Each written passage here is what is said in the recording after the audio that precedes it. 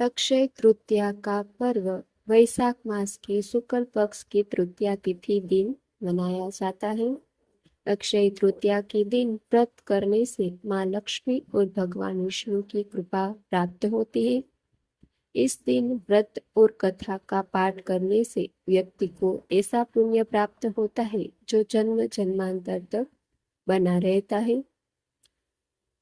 अक्षय तृतीया व्रत की संपूर्ण कथा का पाठ करने के विशेष रूप में माँ लक्ष्मी की कृपा प्राप्त होती है। श्रद्धा के साथ पाठ करने से घर में समृद्धि आती है।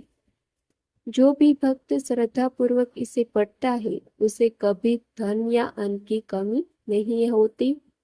अक्षय तृतीया कथा प्राचीन काल की बात है। एक छोटे से गांव में धर्मदास नामक एक वैश्य रहता था। वह अत्यंत निर्धन था और अपने परिवार के भरण पोषण के लिए सदैव चिंतित रहता था। परिवार में कई सदस्य थे और आर्थिक तंगी के कारण जीवन कठिनाइयों से भरा था। किंतु धर्मदास का हृदय धार्मिक प्रवृत्ति वाला था। वह सच्चे मन से देवताओं और ब्राह्मणों की सेवा करता था तथा सदा सदाचार और धर्म का पालन करता था। एक दिन धर्मदास ने एक संत से अक्षय तृतीया व्रत का महत्व सुना। संत ने बताया कि इस दिन पूजा, व्रत और दान का फल अक्षय होता है।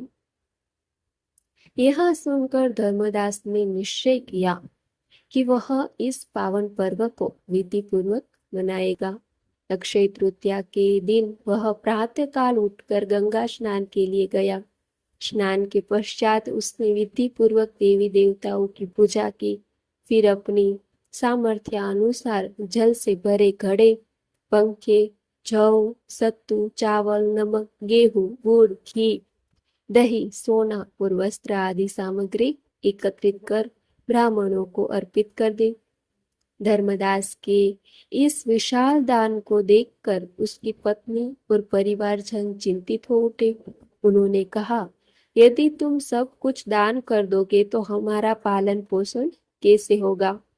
परंतु धर्मदास ने आत्मविश्वास के साथ कहा, जो भगवान को समर्पित किया जाता है वह व्यर्थ नहीं जाता। वह पुण्य मेरे और मेरे परिवार के लिए अक्षय फल देगा। धर्मदास ने हर वर्ष अक्षय तृतीया के दिन इसी श्रद्धा और समर्पण से व्रत, पूजन और दान किया। वृद्धावस्था और कई रोगों से पीड़ित होने के बाद भी उसने व्रत और दान का क्रम नहीं छोड़ा।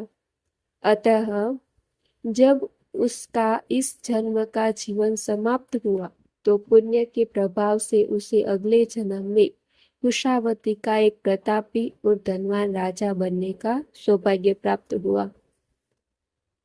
कहा जाता है कि वह राजा इतना धर्मात्मा और दानशील था कि त्रिदेव भी ब्राह्मण का रूप धारण कर उसके यज्ञ में भाग लेने आते थे।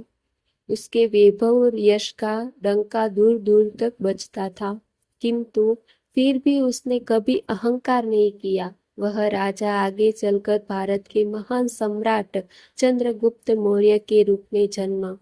इस प्रकार जैसे धर्मदास को अक्षय तृतीया व्रत के पुण्य से परम वैभव की प्राप्ति हुई, वैसे ही जो भी भक्त इस व्रत को श्रद्धा पूर्वक करता है, इस कथा को श्रद्धा से सुनता है और विधिवत पूजा व दान करता है, उसे भी अक्षय पुण्य, यश, समृद्धि और भगवान की कृपा प्राप्त होती है।